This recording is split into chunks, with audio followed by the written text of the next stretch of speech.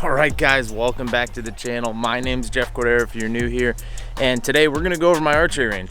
We're gonna go over my setup I have for my backstop, and we got some spring cleaning to do. We got some trees down, we got some overhanging limbs, and when you're starting to shoot those 180, 90, 100 yard bombs, you need as much overhead clearance as you can get. So today is like a spring cleaning video, but first I thought I'd go over kind of the backstop setup I have. I used a little bit of overhang to try to get some more life out of my targets and keep as much maybe sun and just rain and weather off of them as I can get. But the main backstop is made of a piece of 5/8 horse stall mat. I got this from Tractor Supply years and years ago, and this thing absolutely will stop arrows if you miss the target. It is mounted on some 2x4s down into some concrete footers, I guess. And yeah, it's nothing super special, but it works. And for my targets, over the years, I've just accumulated a bunch of different ones. We have some bag targets, some morel bags. I got a really old block target right now that's just being used as a pedestal, and a 365 target. This target has done me great, but as you can see, I've pretty much blown a lot of the center of this out. Trying to pull broadheads out of it. I'm just pulling up, I got chunks of the target just on the ground, and I need to clean that up. So today's like a spring cleaning day.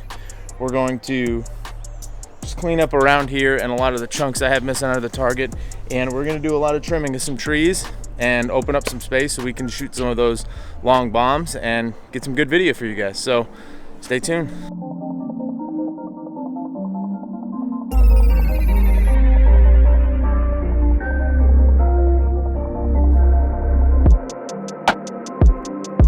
But really the main focus today is, I had this tree fall last year and I'm starting to get a lot of overgrowth around it. And when you get back into 80, it's kind of like a little dip that you're in.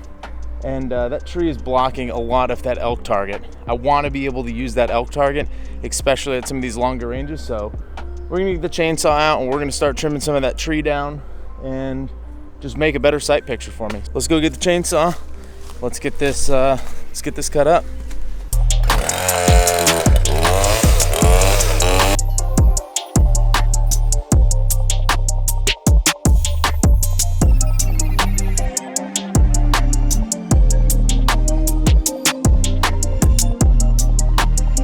Spring cleaning.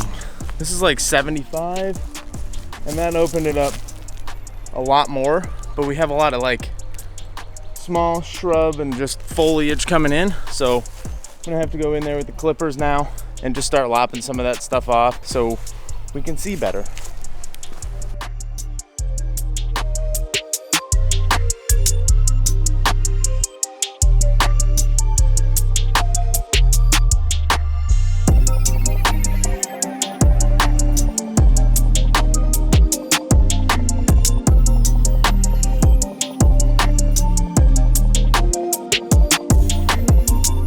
All right, but this was a huge success cleaning up a lot of this today. It really opened up that elk target. So let's go get our bow, shoot some arrows. Drop a comment down below. Let me know what your range looks like. Do you have a big elaborate backstop like I have? Do you have a few different targets? Or you just pull the block target out of the garage, slap it in the backyard, and send some arrows? Nothing wrong with any of the ways. Just curious to know what you guys have. What targets are you using? I really like that 365 target, but now I got a morel dice target. Kind of sold on both of them. They're both really good.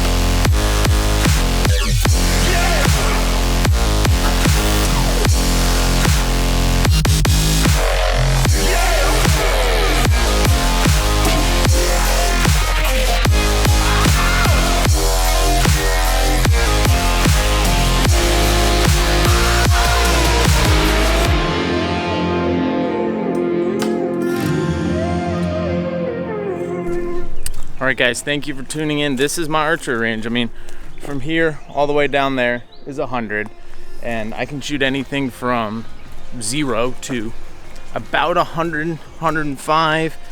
There's a point where I can get to 110. My sight tape right now with the housing on this HHA Kingpin, just, it's hard for me to get there right now the way this bow's set up.